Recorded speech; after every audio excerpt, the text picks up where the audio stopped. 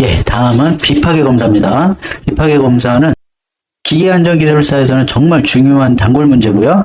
화공안전기술사에서는 기출 문제가 이렇게 출제가 됐었습니다. 그래서 비파괴 검사의 특징, 이것을 알려면 어떠한 종류들이 있는지 알아야 되겠죠? 그리고 음향 방출 시험의 원리, 이러한 것을 지금 물어보고 있다는 것은 비파괴 검사에 대해서 꽤 얕지 않은 지식을 요구하는 거예요. 131회 때, 그러니까 최근이죠.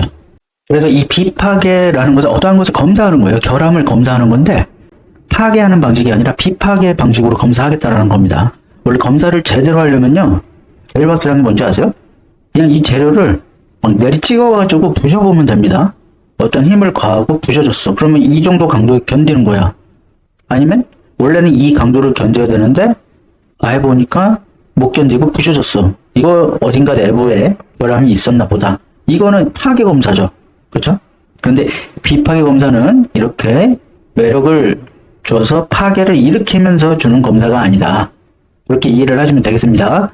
자, 그래서 이 2번을 설명하기 전에 각 비파괴 검사 종류가 뭔지 그거부터 살펴보고 올게요. 그러면 자연스럽게 2번이 이해가 가니까 3번부터 보면은 먼저 방사선 투하 시험이 있습니다. 라디오그래픽 테스트, 줄여서 RT라고도 합니다. 가장 유명한 비파괴 검사 중에 하나예요. 그래서 방사선을 이렇게 시험지에 투하시킵니다. 투하시켜. 자, 그러면 검사체가 있으면 만약에 이렇게 결함이 있잖아요. 결함이 있으면 거기에 밀도, 즉 이 재료의 밀도가 적다라는 거예요. 그러면 구멍 같은 거나 마찬가지니까 이쪽으로 방사선이 더 들어갈 거잖아요. 통과할 거잖아요. 통과해서 이 뒤에 필름을 통해서 현상 판독해보면 이 결함부가 있었던 부분이 검게 나옵니다. 어둡게 나와요. 왜 어둡게 나오냐면은 이 방사선이 이쪽을 통해서 좀 더 많이 투과를 했잖아요. 많이 투과하면 이 필름에 그 방사선이 많이 도달했잖아요. 그렇게 되면 이 필름과 방사선이 화학 반응을 일으키면서 그 부분이 검게 되는 겁니다. 즉 감광 반응을 일으켜요. 광이 적어지는 거. 그래서 이렇게 어둡게 나타납니다. 그래서 왜 결함 부위가 어둡게 나타나는지 설명하시오. 이러한 문제가 기계안전기술사에서는 출제가 됐었어요. 그래서 그 원리를 이렇게 계략적으로 아시면은 도움이 되실 겁니다. 그 다음은 초음파 탐상 시험이에요. 울트라소닉 테스트. 얘는 이 시험체, 이 검사체에 이 초음파를 전달합니다. 얘가 즉 탐촉자라고 하는데 얘가 초음파 신호를 보내줘요. 그 다음에 결함에 딱 맞은 다음에 다시 반사해서 돌아오는 거.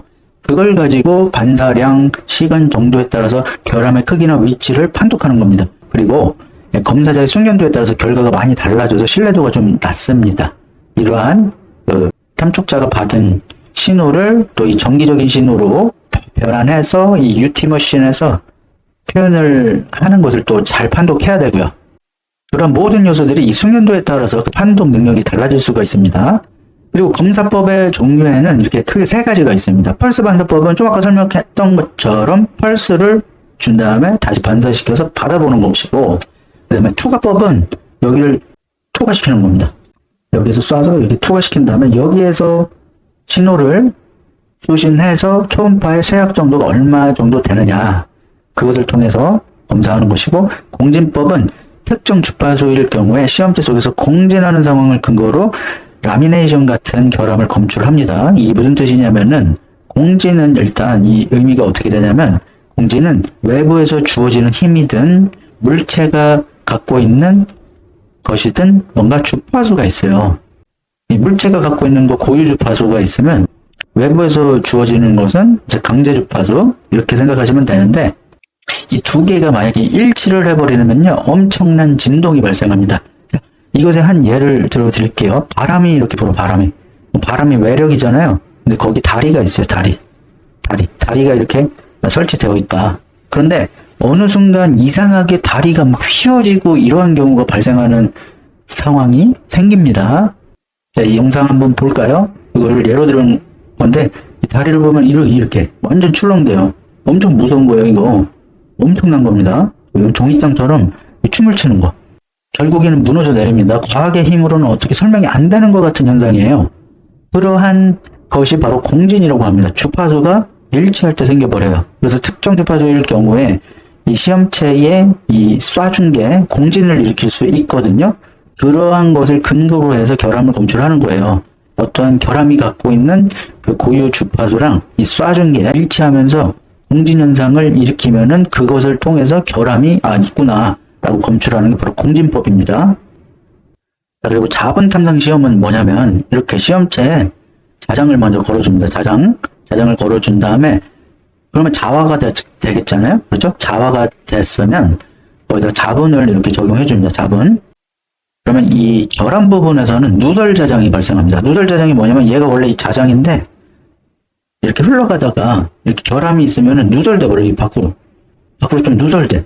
밖으로 누설되면은 자장이 누설돼서 여기 이렇게 모이니까 뿌려놓은 자본이 글로 더 쏠리는 거예요. 이렇게 쏠리면서 지금 보시는 것처럼 이렇게 볼록하게 나오죠. 그러한 지시를 보고선 아 여기 결함이 있구나 라고 판단을 하는 겁니다. 그리고 침투탐상법은 아주 간편하고 쉬운 시험법인데 여기 그 어느 검사체에다가 침투액을 먼저 침투시켜요. 침투시킨 다음에 그 다음에 닦아냅니다. 닦아내고서 여기 보면 영어로 디벨로퍼라고 되어 있는데 디벨로퍼를 즉 현상제를 도포해 줍니다. 현상제를 도포하면 결함 부분에는 아까 이게 닦아내서 결함 부분에는 침투액이 들어가 있는 상태일 거 아니에요. 그러면 그 현상제 때문에 얘가 빨려 올라옵니다. 빨려 올라와서 결국에는 시간이 지난 다음에 결함이 있다라는 것을 알아볼 수 있도록 표면으로 드러나는 겁니다. 침투제가. 그리고 음향 방출 시험은 울트라소닉 테스트랑 비교하라는 문제에 그러한 식으로 같이 잘 출제가 됩니다. 결함으로 인해 방출되는 탄성파를 감지하고 분석하는 것인데 원리가 어떻게 되냐면요. 그런 거예요. 이 결함이라고 되어 있으니까 이렇게 지금 설명을 드릴게요. 결함이 있는 부위가 만약에 어떤 이게 탱크라고 볼게요. 저장 탱크에 결함이 있어요.